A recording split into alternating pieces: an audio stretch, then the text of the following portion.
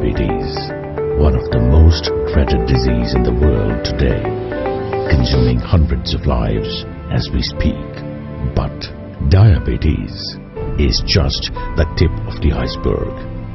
It's the underlying threats of diabetes that compromise and complicate the patient's wellness. The need of the hour is a therapy that offers wellness beyond diabetes control. In TAS, leaders in cardiodiabetotherapy unveils a new era of wellness for diabetes patients, introducing an innovative and holistic approach beyond glycemic control and emphasize heart and kidney protection. Dapavel, wellness beyond diabetes control. Indian phenotype T2DM patients in particular have multiple risk factors and are at high risk of cardiorenal complications. Transform their harsh reality into healthy possibility with Dapavel. Dapavel offers powerful glycemic control. Large studies have shown cardioprotection and renal protection with or without diabetes with dapagliflozin. Every sales pack of Dapavel shares your precious advice with the patient. Uncomplicate your diabetic patient's life with uncompromising quality and efficacy. It's time to offer them hope beyond possibilities, health beyond limitations, happiness beyond expectations. In T2DM with multiple risk factors, prescribe Dapavel. Wellness beyond diabetes control.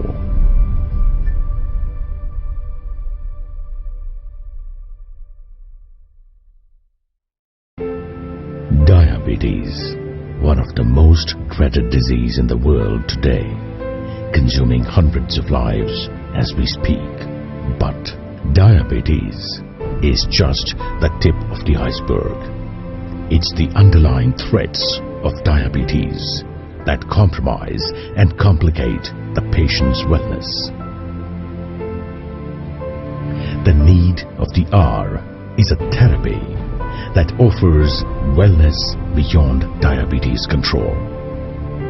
In TAS, leaders in cardiodiabetotherapy unveils a new era of wellness for diabetes patients, introducing an innovative and holistic approach beyond glycemic control and emphasize heart and kidney protection.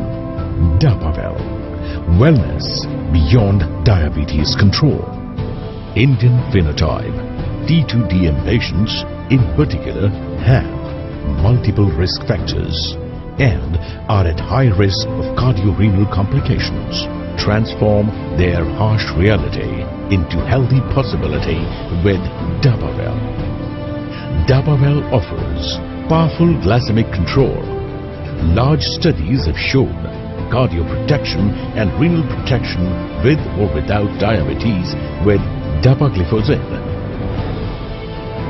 Every sales pack of Dapavel shares your precious advice with the patient. Uncomplicate your diabetic patient's life with uncompromising quality and efficacy. It's time to offer them hope beyond possibilities, health beyond limitations, happiness beyond expectations. In T2DM with multiple risk factors, prescribe Dapavel. Wellness beyond diabetes control.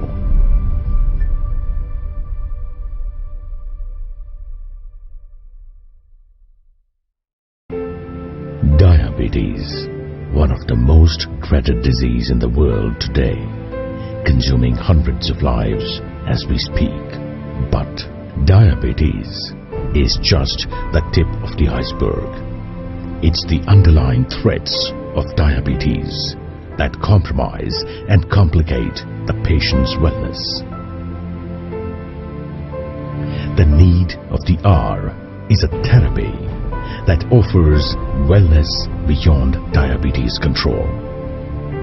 In TAS, leaders in cardiodiabetotherapy unveils a new era of wellness for diabetes patients, introducing an innovative and holistic approach beyond glycemic control and emphasize heart and kidney protection.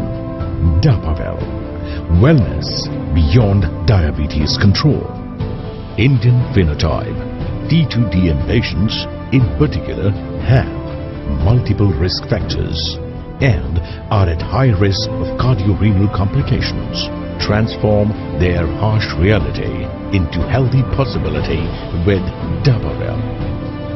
Dapavel offers powerful glycemic control.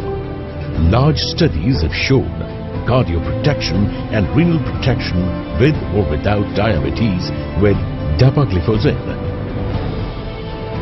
Every sales pack of Dapavel shares your precious advice with the patient.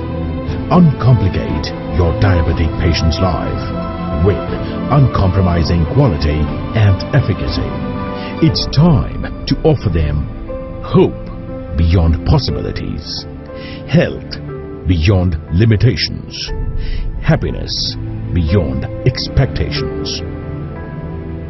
In T2DM with multiple risk factors, prescribe Dapavel. Wellness beyond diabetes control.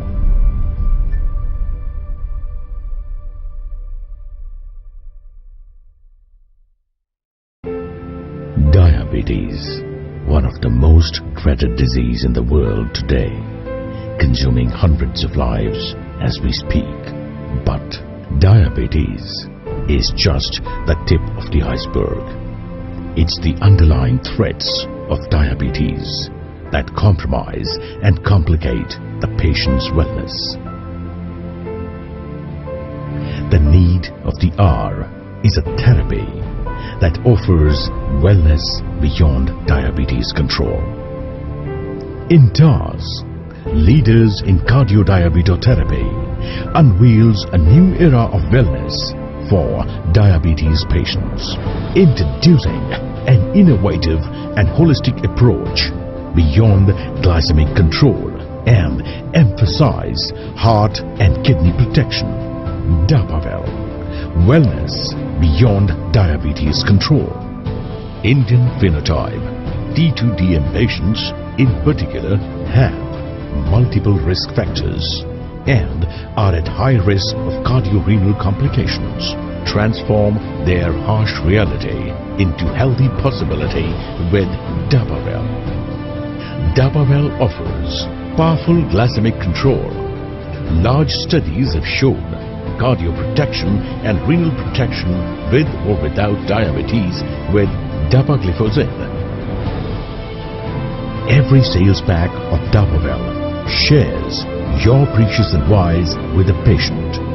Uncomplicate your diabetic patient's life with uncompromising quality and efficacy. It's time to offer them hope beyond possibilities, health beyond limitations, happiness beyond expectations. In T2DM with multiple risk factors, prescribe Dapavel.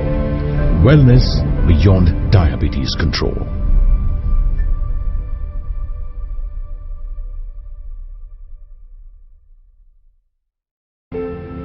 Diabetes, one of the most dreaded disease in the world today, consuming hundreds of lives as we speak. But diabetes is just the tip of the iceberg.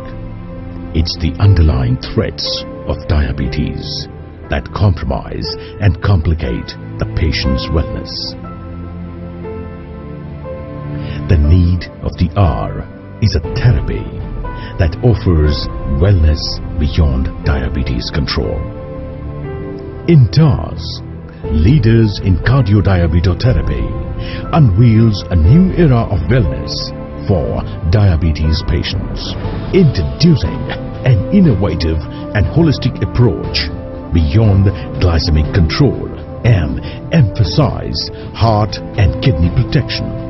Dapavel, wellness beyond diabetes control.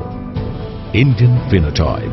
T2DM patients in particular have multiple risk factors and are at high risk of cardiorenal complications. Transform their harsh reality into healthy possibility with Dapavel. Dapavel offers powerful glycemic control. Large studies have shown cardioprotection and renal protection with or without diabetes with dapagliflozin. Every sales pack of Dapavel shares your precious advice with the patient. Uncomplicate your diabetic patient's life with uncompromising quality and efficacy.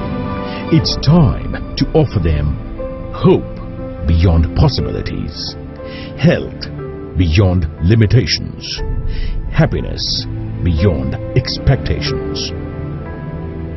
In T2DM with multiple risk factors, prescribe Dapavel. Wellness beyond diabetes control.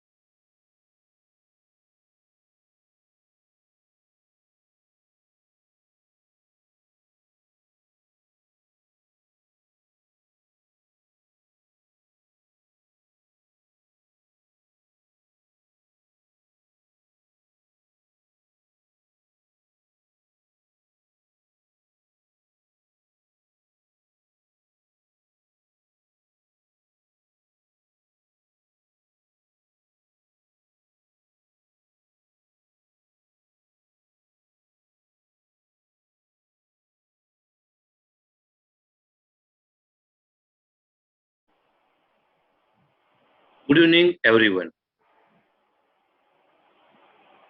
Welcome you all to this first session of special webinar series, Spotlight on Chronic Kidney Disease, which focuses on various aspects of managing chronic kidney disease. In last decade, we have seen significant reduction in cardiovascular mortality because of advancement of care and greater awareness regarding CV disease amongst patients. Same was not the case with chronic kidney disease. Mortality rate is still steady and enhance our care delivery to improve outcome in chronic kidney disease. And keeping this all, plan this webinar series to understand recent advancement in chronic kidney disease and to adopt newer evidence into routine clinical practice. And today we are going to discuss two very important topics: kidney function measurement, what is known and what is new.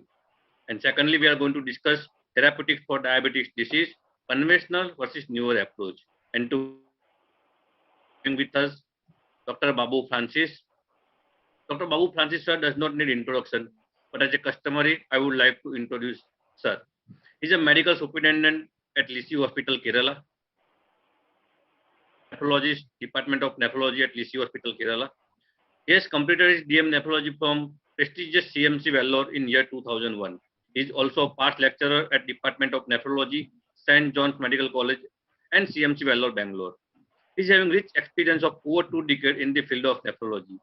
So with this word, I hand over the digital podium to Dr. Francis sir. Over to you, sir. Thank you, Dr. Mithilesh. Thank you for the kind introduction.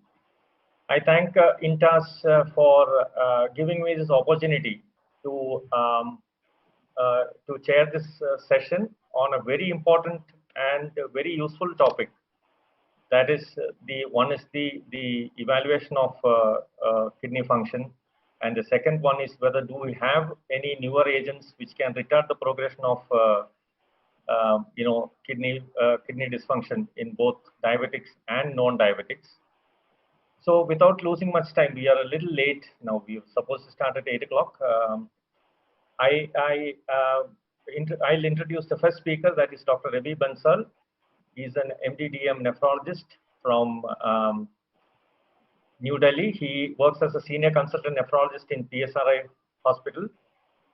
He's done his MBBS and MD medicine from MAMC New Delhi and DM nephrology from the prestigious AIIMS New Delhi. And he has many publications in peer-reviewed national and international journals. So he will be an apt speaker to talk on the first topic, which is a very important topic, that is the estimation of glomerular filtration rate. Because we have the easiest measurement is to check the serum creatinine levels, but then we all know that, at least as nephrologists, we all know that the creatinine starts rising very late once the GFR falls below 50. But then we have to catch these patients earlier for an effective treatment and to retard the further progression in the fall of GFR. So what else can we do in detecting an early chronic kidney disease, and so that we can reverse this process or at least arrest the process at that level? So I invite, we have a very eminent speaker. I invite Dr. Ravi Bansal, senior consultant nephrologist, for the first talk. Over to you, Dr. Ravi. Thank you. Thank you, Dr. Francis, for the kind introduction. Am I audible? Yes. Yes. So I'll start sharing my slides.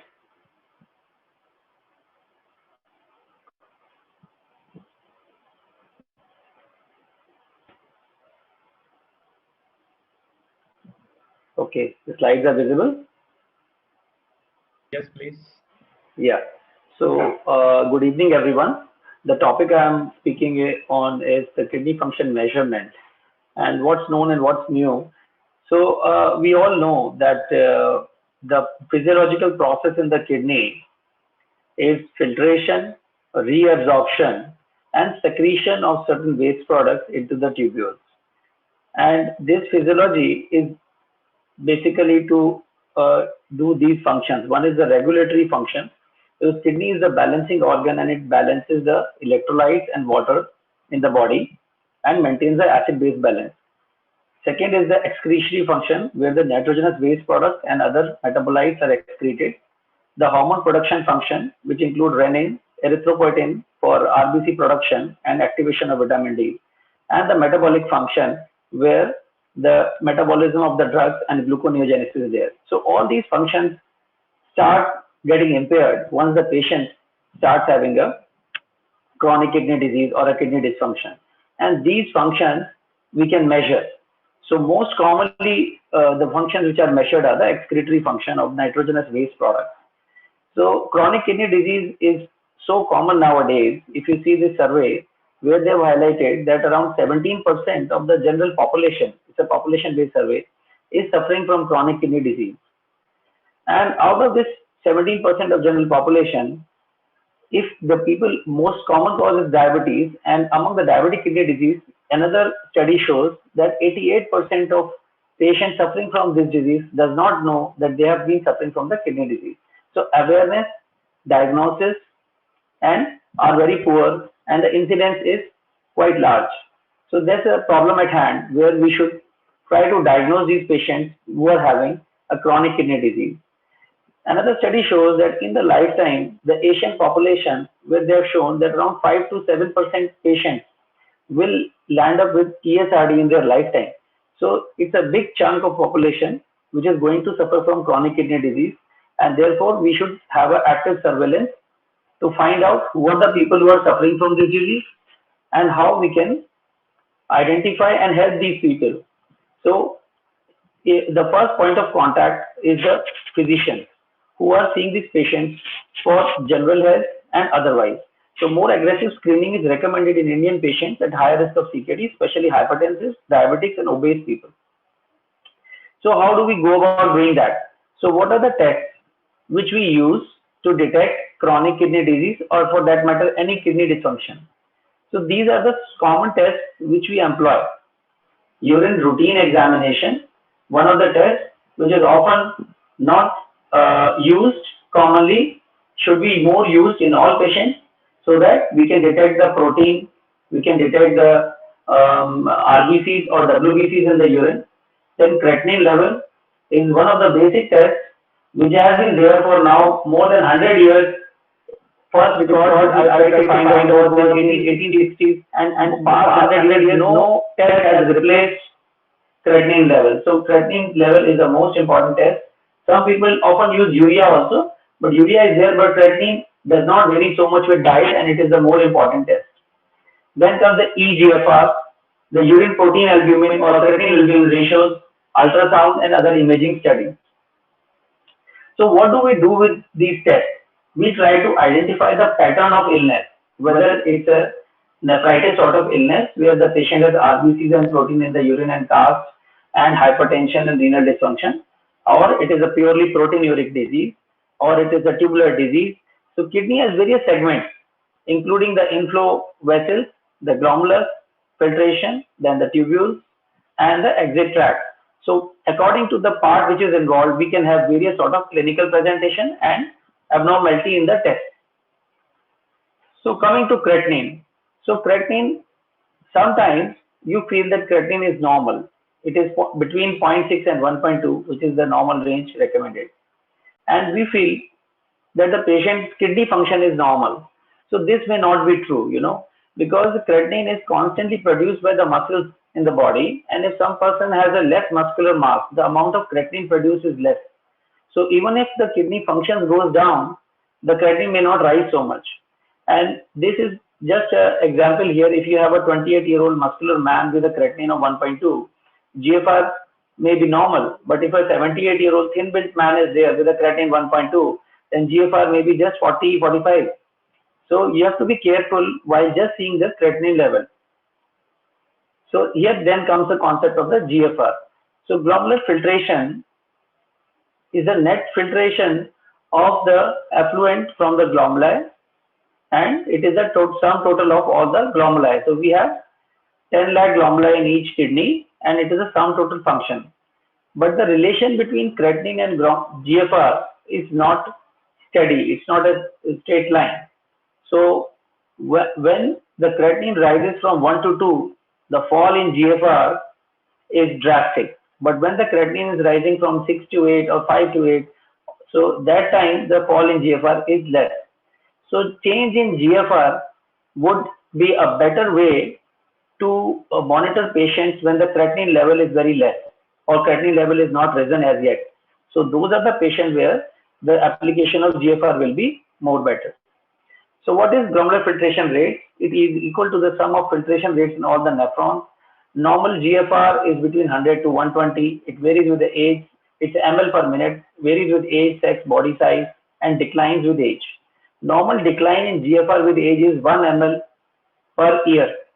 But this rate of fall can be more than 3 or even more than 6 when we say it is a rapidly progressive sort of disease like in diabetes or other conditions. It can be measured or it can be estimated. So generally what we employ is an estimated GFR because measured GFR is slightly cumbersome to do.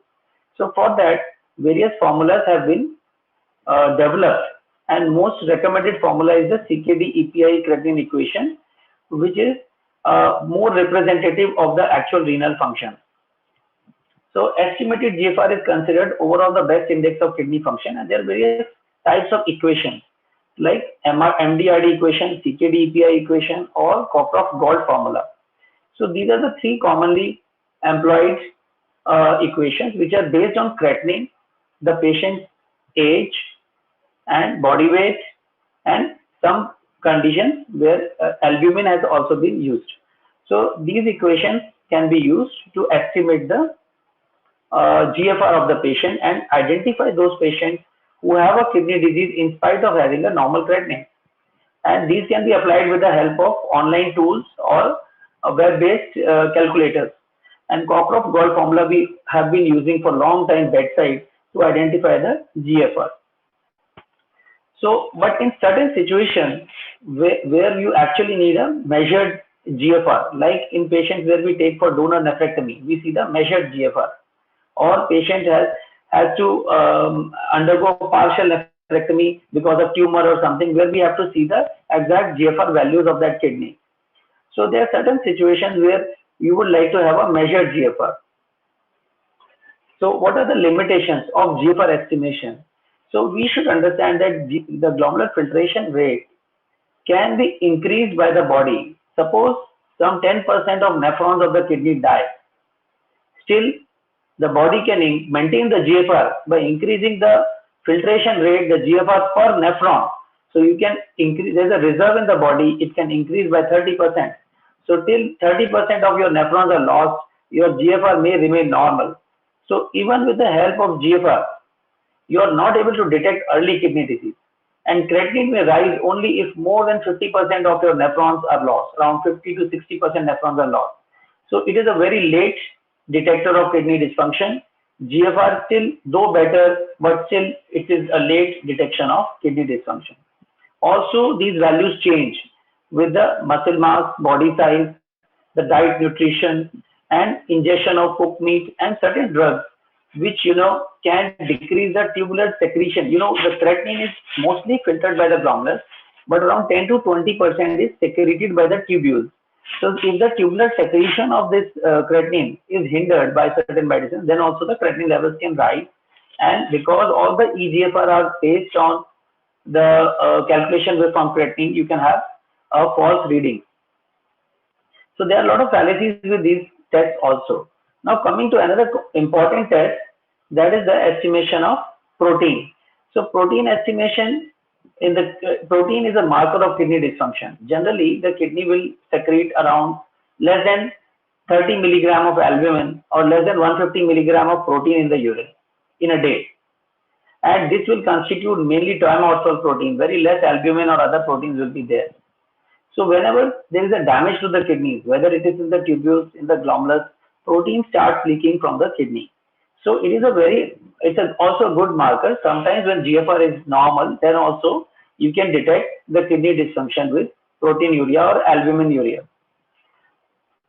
So what the conventional tests are defined, the albuminuria is less than 30 milligram per day is normal, and we can do a albumin creatinine ratio in a spot urine. That is a commonly employed test where if it is less than 30 milligram per gram of creatinine, it is a normal value. So urinary albumin creatinine ratio also is not perfect, because sometimes just by exercise, by presence of urine infection, or by contamination from menstrual blood, you can have some protein in urine. So whenever you are assessing urinary protein, make sure that the patient does not have any urine infection, or he has not just returned from exercise. So these are certain preventions, certain precautions you can take while interpreting the albumin creatinine ratio. And if it is high, then you should reassess after. You should have repeated readings. If it persists to be high for, let's say 15 days or a month, then you can say that okay, there's a persistent proteinuria or albuminuria, which is probably causing the problem. Or sometimes we say protein, sometimes we say albumin in the urine, which is better.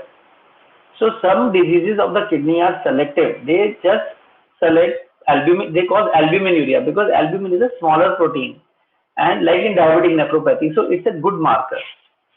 But some diseases you will have other proteins other than albumin coming in the urine.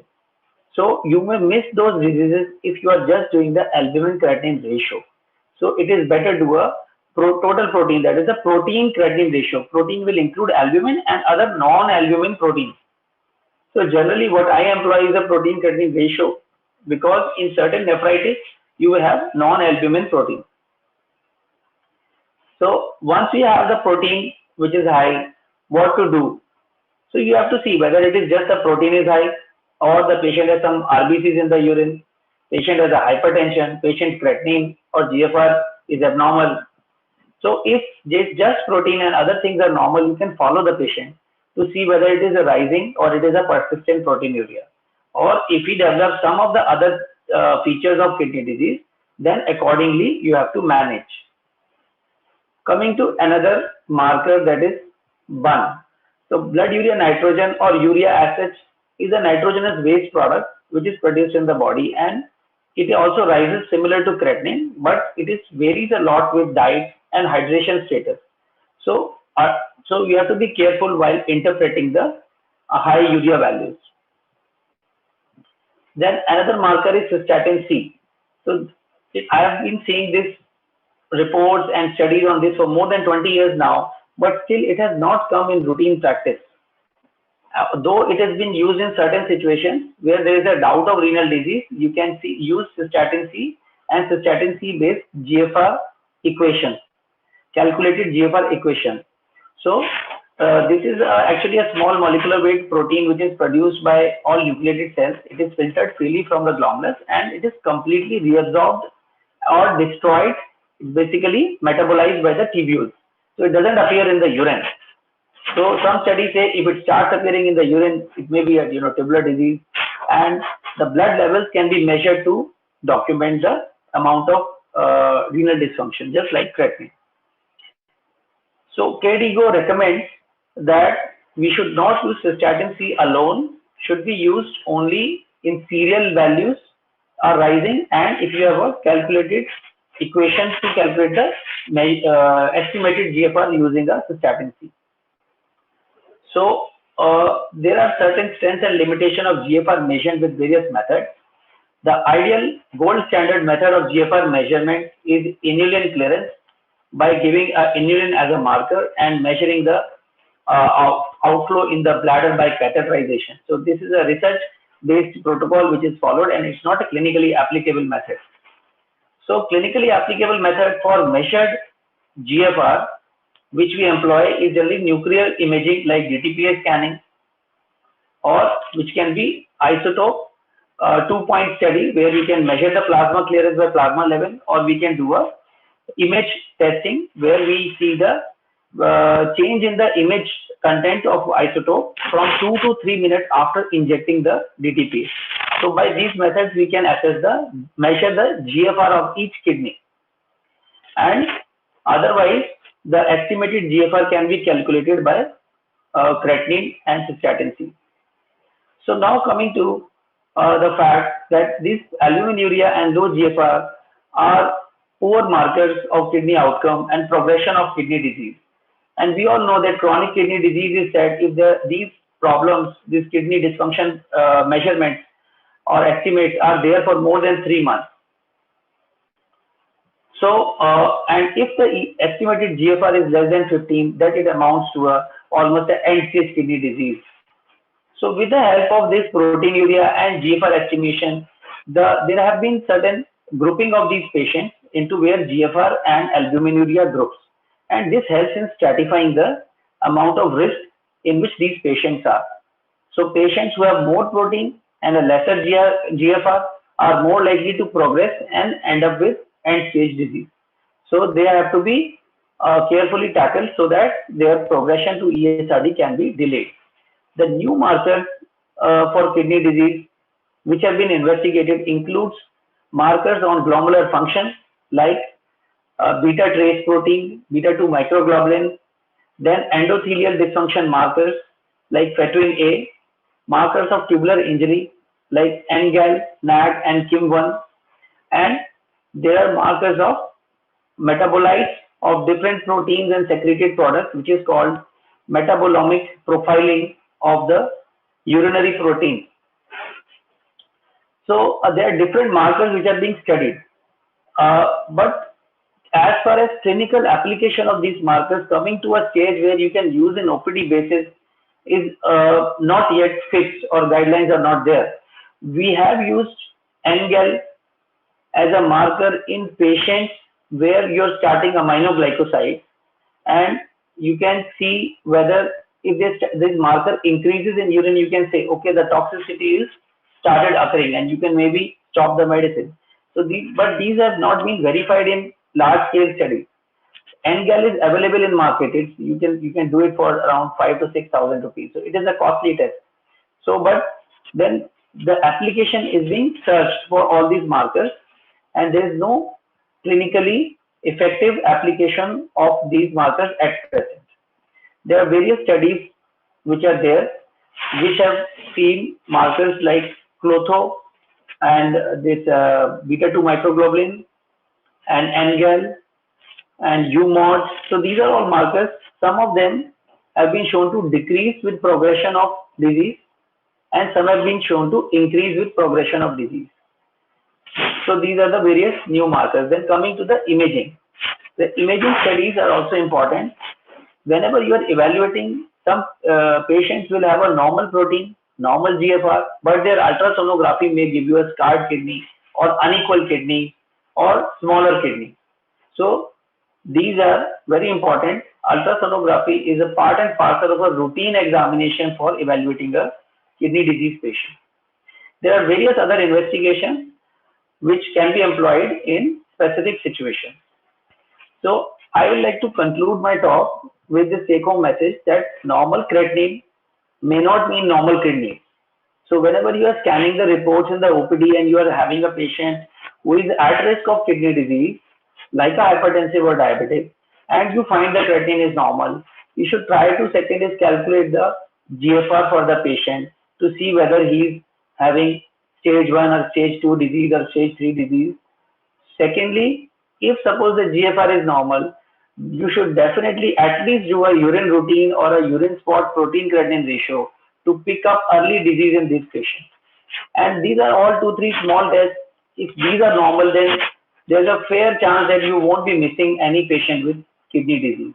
The newer biomarkers are always there, but the research is on. We are still searching for newer markers, and still the best one is which we are following for past 100 years, like serum creatinine. Thank you. Thank you, Dr. Ravi Bansal, for that excellent talk on the early detection of renal dysfunction. We have, like Dr. Ravi said, the age-old marker like the serum creatinine, which is still being used very extensively in our clinical practice, whereas many of the newer tests are available, but they are either very expensive or not feasible to be used in a day-to-day practice. I think we can have the questions at the end. Thank you, Dr. Ravi, once again. Thank you. And now I welcome Dr. Sonal Dalal She is a nephrologist from Ahmedabad, Gujarat. She is a director and consultant nephrologist of the Gujarat Kidney Foundation, Ahmedabad. She is the head of the department nephrology, Sterling Hospital, and more than 25 years of teaching experience in nephrology with more than 20 publications in national and international journals. Dr. Dalal will be speaking on the agents, on the newer modalities where we can retard the progression of renal dysfunction. We have over the past 2 decades or more than past 2 decades, we had the ACE inhibitors and ARBs, which were the cornerstones of therapy in patients with renal dysfunction to retard their progression. Now, after about a couple of decades, we have some exciting molecules now. I think Dr. Sonam Dalal will elaborate on these molecules and how good they are and in what situations we can use those molecules. Over to you, Dr. Sonam. Thank you, Dr. Francis. Thank you, Intas, for giving this opportunity. We know a lot about the diabetic kidney disease, how to diagnose it, and what are the different ways we can know that the kidney is affected and how the GFR is progressing, as Dr. Ravi already told you. But since so many years, we are stuck at the treatment part of the diabetic kidney disease because very limited options have come for so many years. But since last 5-10 years, we have some new options for the treatment of diabetic kidney disease, and that's what I would like to share with you, some newer treatment options which are available for the diabetic kidney disease. As we all know, India is the capital of diabetes, and it has the highest number of patients of diabetes. And automatically, since we have a high number of diabetes, we are likely to have more number of diabetic kidney disease. And we have 77 million population which is suffering from diabetes. And what is more important is the stage of diabetic kidney disease. Like, this is the stage where early stage of diabetes, when you can do something like stage 1, 2, 3, where some therapeutic options, if we can add and reduce the proteinuria, we reduce the retardation of GFR, we can prevent the patient from going into the CKD stage 5 or into the maintenance hemodialysis. So earlier we pick them up, better it is. And as you can see from this table that most of the patients are detected in very early stages, and they are the maximum number of patients who can be benefited by treating them. As you can see, the overall etiology of CKD, the diabetes is the most common cause of CKD as compared to the hypertension or glomerular disease or hereditary cystic diseases. Diabetic is like almost 40 to 50% of the patients of CKD are because of the diabetes, and so that is the leading cause of renal failure.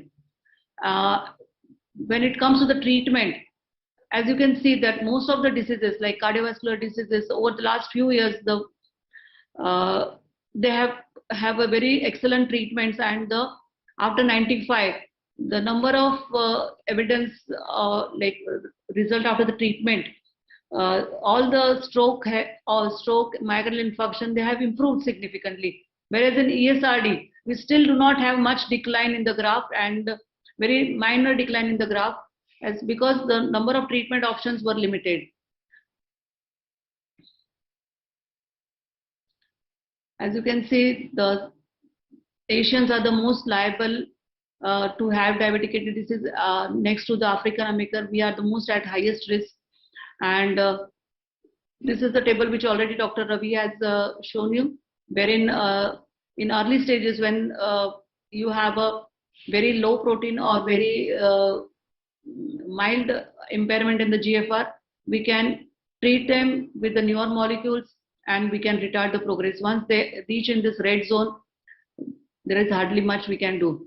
So what are the different aspects of the management of diabetic kidney disease? It is divided into 5 major aspects. One is the sugar control, blood pressure control.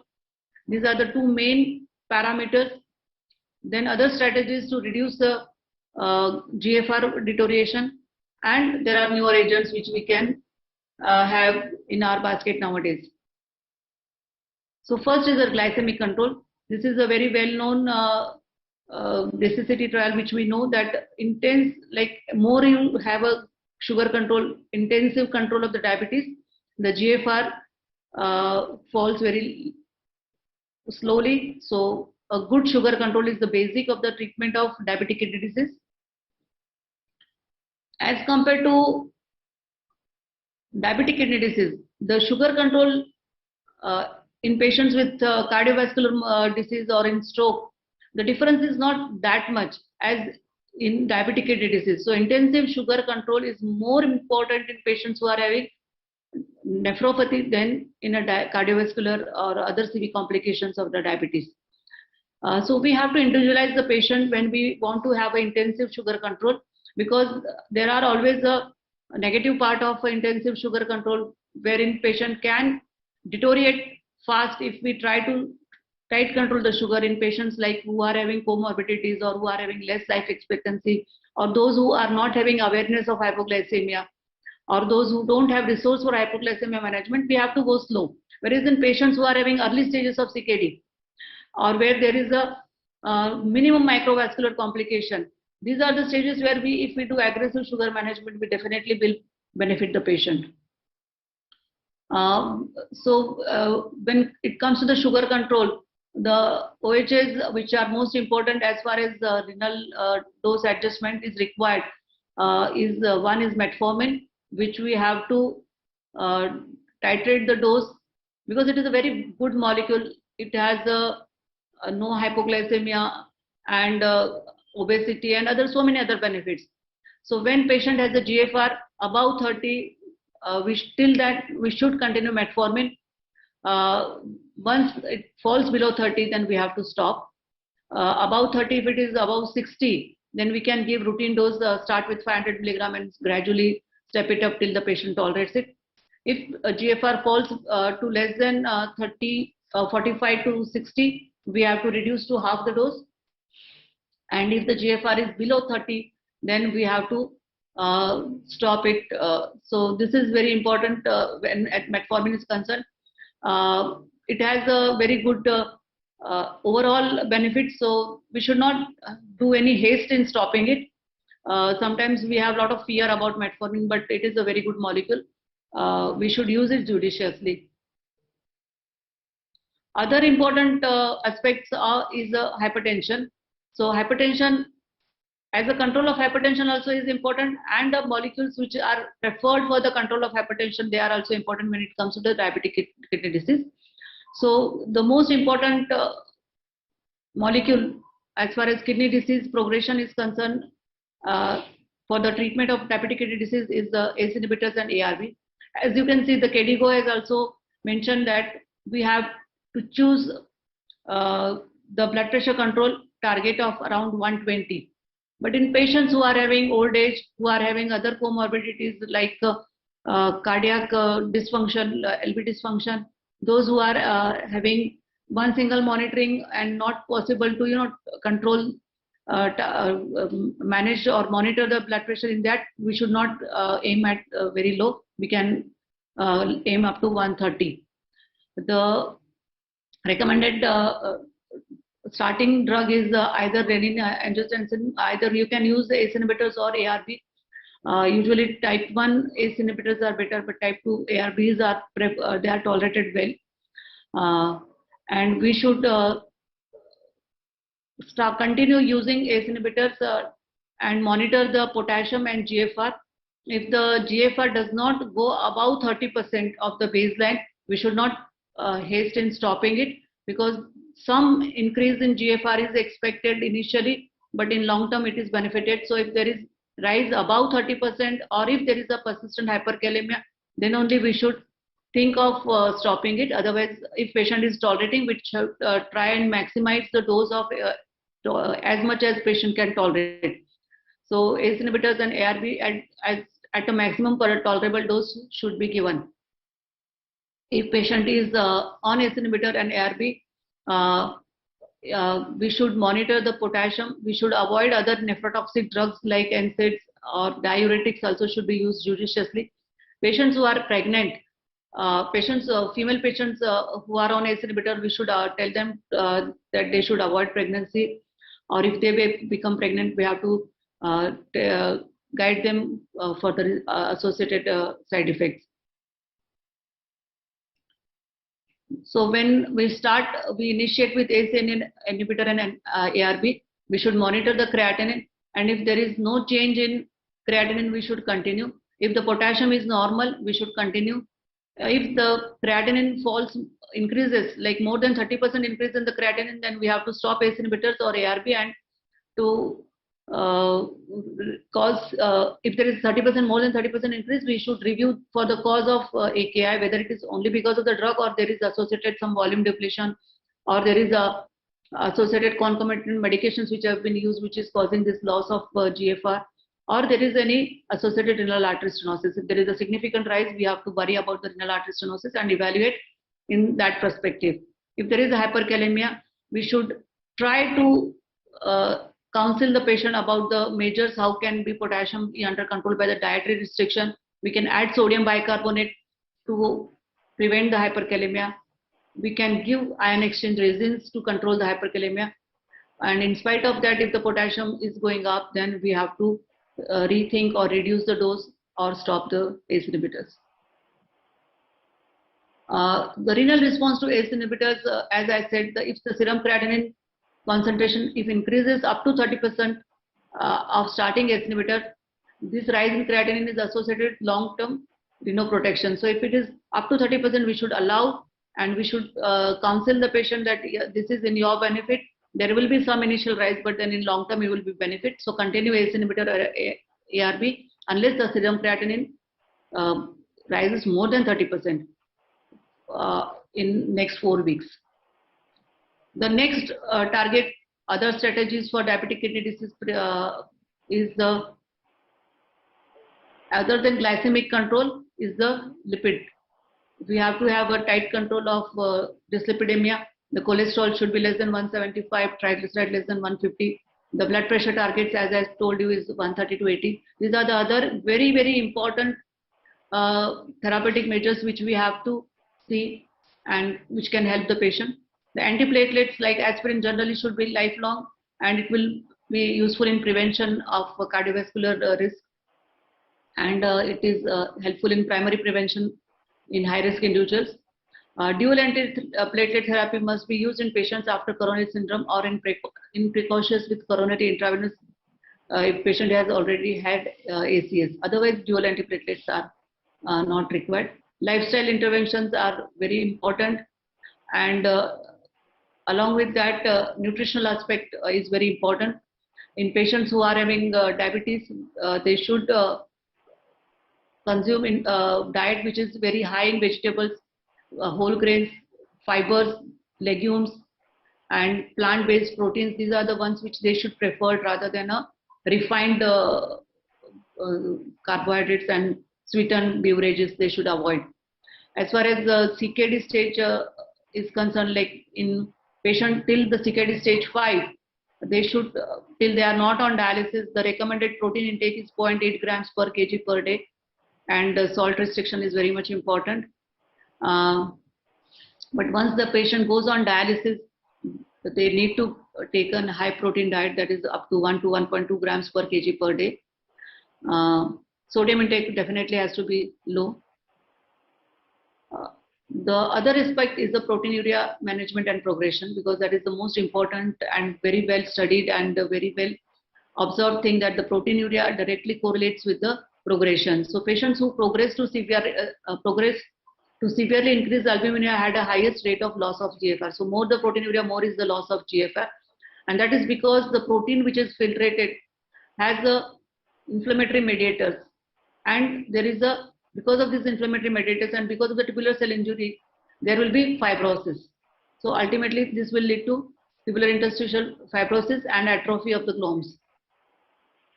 So patients who progress to severely increased albuminuria had higher loss of GFR. The degree of albuminuria is not always necessarily linked to disease progression in patients with diabetic nephropathy. Some patients may progress to advanced disease, although these patients had either stable or moderately increased albuminuria. So albuminuria per se predicts the deterioration, but if albuminuria is well controlled, the new phenotypes of diabetic kidney disease are non-proteinuric diabetic kidney disease, which is almost 30% of the patients will not have any proteinuria or will have a minimum proteinuria or well-controlled protein excretion, but still the GFR continues to deteriorate. So this is our target, but this is not the only target. We should also focus on other aspects of GFR loss. So that is why we have to monitor the GFR very well. If the proteinuria we are monitoring, we also monitor the GFR, not only by the creatinine, but by eGFR. And the newer molecules which are available is aldosterone blockers, like aldosterone, because when there is a optimum RAS blockade we have done, we have used renin-angiotensin aldosterone in as much as highest possible tolerable dose, but still there are patients who would not be benefited and the residual risk is there. So there are so many trials which we have seen that in renal trials or all this, whether it is DKD or NDKD, in spite of optimum RAS blockade, there is a progression of deterioration in the GFR, and the risk is as high as 40%. So along with RAS blockade, there has to be something which is required, and this why this happens, it is because of the aldosterone breakthrough. So what is aldosterone breakthrough? So in subset of patients, despite of highest dose of ACE inhibitors and ARB, the plasma aldosterone levels are elevated. And aldosterone promotes tissue inflammation and fibrosis, and this causes decline in GFR. So aldosterone is very important. And when you block ACE inhibitors, ARB, the aldosterone action is blocked, but in some patients there is a breakthrough. And can you screen this? Whether you can do screening for aldosterone breakthrough, so no, it is not clinically available at present, but this is what is known fact, and that is why we have to have an optimum aldosterone blockade. So aldosterone blockage can be done with the monitoring of serum potassium level, because all the aldosterone blockers will have a hyperkalemia. When you are using ACE inhibitors and ARB, the hyperkalemia is very high. Adding ACE inhibitor, adding aldosterone blockade with ACE inhibitor ARB is a very, very tough job, and that's why we need something which will cause aldosterone blockade, but there will not be hyperkalemia. And how can that be done is by blocking the mineralocorticoid receptors, and it will not cause that much of hyperkalemia as much as what we would do with aldosterone by spironolactone or aplerenone. So the molecule which is now FDA approved is Finrenone, which is a new non-steroidal selective mineralocorticoid receptor blocker. It is highly selective for mineralocorticoid receptors, and it has a unique structure which results in selective and potent interaction with the MR and regulation of the gene expression. So it is still not marketed in India. There are certain phase 2 data which are available, wherein it has been compared with spironolactone or aplerenone or placebo, and as you can see, the hyperkalemia is seen when you are using it with placebo, but as compared to spironolactone or aplerenone, the hyperkalemia is much less. And it has been studied in different clinical conditions, like with cardiac conditions, with heart failure, and with CKD, and it has been shown very effective in patients who are having kidney disease. There is 30 to 40% reduction in the proteinuria, and GFR is well preserved. So this is a very important phase 3 data of 5,000 odd patients, wherein it is given in patients who are having diabetic kidney disease. And as you can see, as compared to the placebo, the Finrenone has a significant better outcome as far as kidney failure is concerned. With the GFR, it has a 17.8% as compared to the placebo of 21.1%.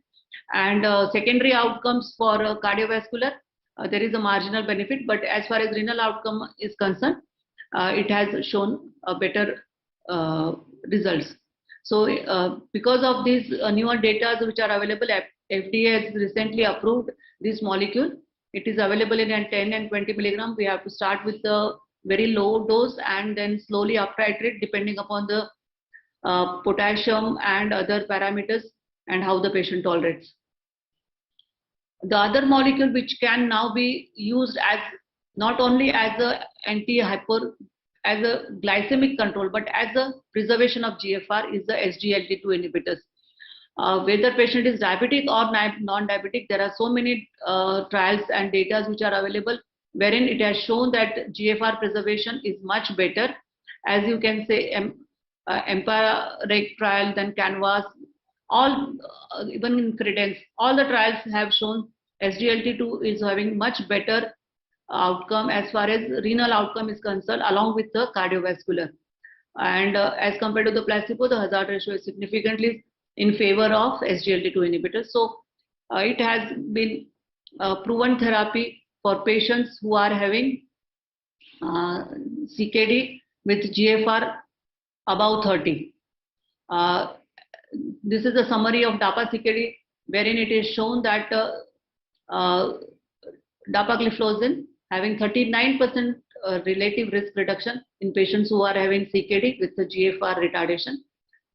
Secondary outcome in cardiovascular also 31%, but in renal outcome is much better. So during a median follow-up of 2.4 years, almost number of patients, like there were 197 primary endpoint where the summary is that there is 31% risk reduction in all-cause mortality, there is 29% risk reduction in cardiovascular mortality, and 44% risk reduction in renal function. So renal data is much robust as far as DAPA CKD is concerned. This is a comparison of different molecules which are available now in our basket for the CKD. That is, one is SGLT2, then GLP-1, then ACE inhibitors, ARB, and statins. And in all parameters, SGLT scores over all other molecules are also very helpful as far as kidneys are concerned, but their difference in cardiovascular benefits are marginally different than others. But as far as renal outcomes are concerned, all these molecules are the first line of treatment now for the treatment of diabetic kidney disease and retardation of GFR progression. So whenever there is a patients of DKD, most important is lifestyle modification, physical activity, nutrition, weight loss, metformin if GFR more than 30, less than 30 we have to reduce, less than 45 we have to reduce, less than 30 we have to stop. Second important molecule is SGLT2 inhibitors. Again, above 30 only we can give, less than 30 we have to discontinue. Less than 30 we have the choice of this GLP-1 analogs, DPP-4, insulin, sulfonylureas. Then that will be chosen depending upon the patient's preference, comorbidities, eGFR, cost, and management of hypoglycemia. All these factors would come into consideration when we are using these molecules. So patient's choice is also equally important. Sometimes patient would not be willing for injections, then we might have to go for DPP-4 inhibitor and sulfonylureas. When we are initiating SGLT2 inhibitor therapy for patients with CKD, when GFR is above 30, if patient is having good sugar control with other molecules, we can add SGLT2 and see if patient is still maintaining good and there is no hypoglycemia, we can continue with SGLT2. But if patient is getting hypoglycemia, then we have to reduce the other molecule and continue with SGLT2 inhibitor. If patient's sugar is not controlled, then we can safely otherwise also add SGLT2 inhibitors. But we have to educate the patient on potential adverse effects. We have to follow up the glycemia control, and we have to monitor for the adverse effects of the. Initially, there will be some rise of creatinine. The fall in GFR is expected initially when we add SGLT2 inhibitors, but then in long term, it has shown significant improvement. Selection of any diabetic molecule will depend upon the GFR and other risk factors like patient has cardiovascular risk or not, patient has a glucose, potent glucose lowering agent is required or not, whether patient has a hypoglycemia, whether has a injection fear or not. So depending upon different patient factors and GFR. OHS, we have lot of drugs available, and also we have insulin, different analogs of insulin, everything is available. So when glycemia management is concerned, initial stages, the metformin is drug. Up to 30, we can continue with SGL2, but after 30, we have choice depending upon the patient's choice and clinical condition. We can choose either of the DPP4 inhibitors or insulin or thiazolidinone or sulfonylureas or alpha-glucoside inhibitors. But once the patient is on dialysis, most of the time their requirement for the OHA or insulin goes down significantly.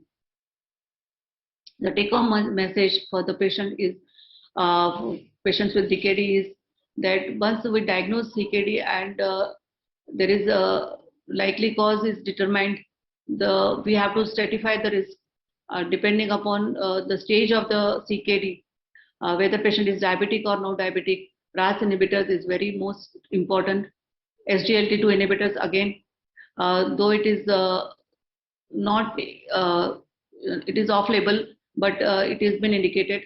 Then address cardiovascular risk, and we have to see to that the blood pressure is well controlled, the cardiovascular parameters are well taken care of, and we have to monitor BP, urine albumin creatinine ratio, and if patient has a GFR less than 30, if proteinuria is significantly rising, which is not matching with the DKD criteria, if patient has a hematuria or patient has a sonography which is showing something different, then we have to investigate in that line.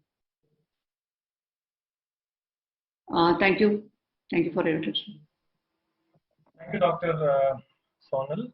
That is an excellent talk on the available agents with which we can either arrest or retard the progression of chronic kidney disease. I think we have discussed two very important topics. One is the early detection of kidney dysfunction, and second is the available modalities to either arrest or retard the progression of kidney disease. Because early detection is very important, because then only we can pass on the benefits of the available agents to either retard or arrest the progression of kidney disease. So, but then though we have seen various modalities of early detection, and but then it is very important in our clinical practice to have things which are easily available, which are cheap, which are affordable to the patient. So that is why the age-old serum creatinine assessment is still the gold standard, and which is the most extensively done investigation as far as detection of kidney dysfunction is concerned. Though, as we have seen, a normal creatinine is not a real normal creatinine in early kidney disease, and very well spoken by Dr. Devi Bansal.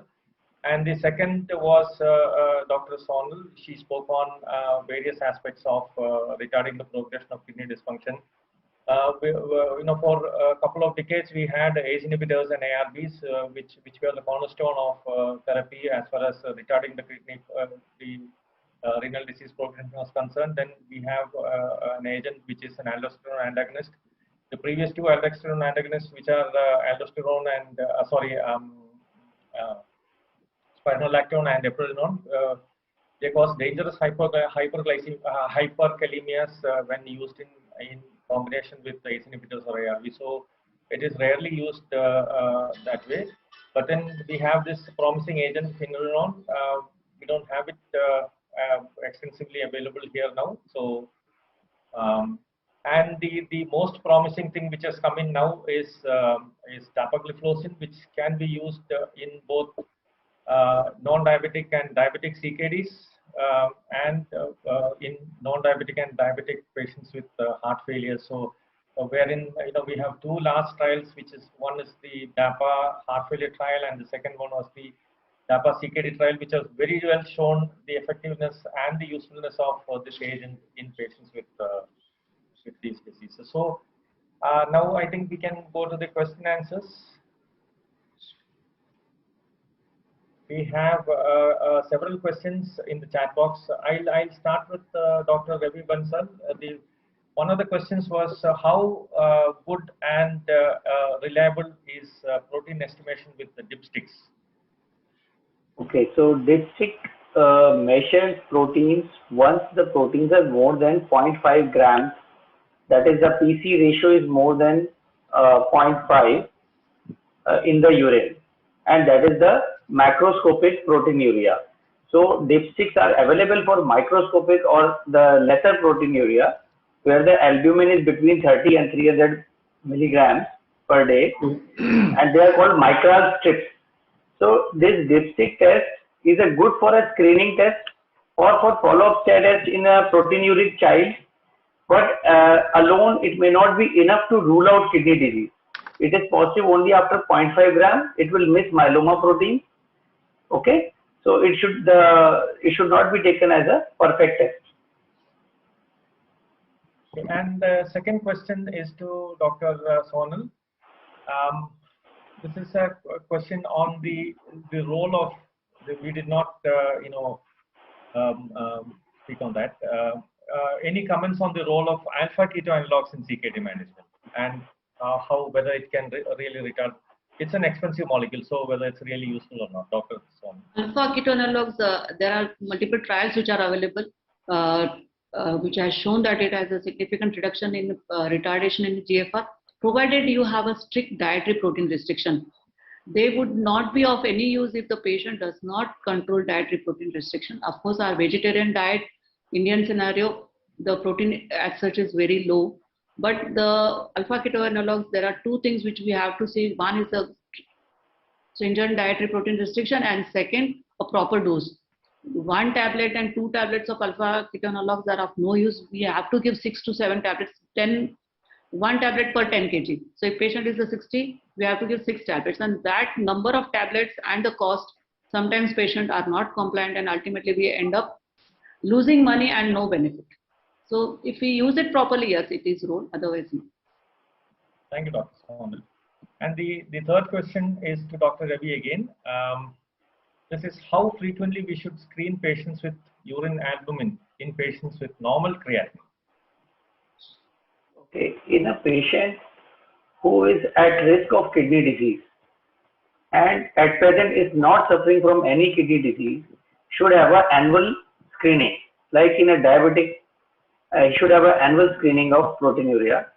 Or if a patient is obese, or any risk factor is there, so you can screen annually. But suppose a patient already has a kidney disease and where it is a proteinuric kidney disease, so maybe the frequency will depend on the how well maintained the proteinuria is. Suppose you are doing an intervention, you are adding some ACE inhibitor, ARB, you can follow the proteinuria after maybe a couple of months. You can see whether it is reducing or not. So the frequency will be more in patients who already have a proteinuric disease, and it will be less in a screening, which will be at least once a year. Thank you, Dr. Ravi. Another question to Dr. Sonal. What maximum dose of ARBs, that's telmisartan or olmesartan, do you recommend to your patients with CKD and hypertension? Maximum permissible dose has to be given to the patient. It is a patient's tolerance which is most important. So if patient is having 90 BP but having no symptoms, then you can go up to that in young patients. So maximum tolerable dose is more important than maximum permissible. Maximum permissible for each molecule has been defined and given. Like if you are giving telmisartan, you can give up to 160 milligram maximum. And compared to any other molecule, like cardiovascular or other, in renal, they say even you can combine ACE inhibitor with ARB in patients who are having significant proteinuria and high blood pressure. You can combine ACE ARB also, but not in cardiac patients. Thank you. Another question to Sonal again. Up to what eGFR do you continue DAPA in patients with diabetic kidney disease? Up to GFR of 30. That is what it is recommended. There are no trials available, but because after its mechanism of action is at the tubular level, and once the tubular function or the glomerular function goes down after 30, it will not be effective also. But there are trials which are being done now in patients who are having GFR less than 30, but it is still not recommended at present. So up to GFR of 30 only it is recommended. And the next question is the role of diuretics in CKD in the era of SGLT2 inhibitors. I think he's probably mentioning on the binturonol. I don't know. No, SGLT2 will have some amount of polyuria. It will cause diuresis and it will reduce the edema, but it will not be sufficient in diabetic kidney disease who are having a very high creatinine. You would need diuretic when there is the edema, which is patient is already on SGLT2. They may need diuretic also.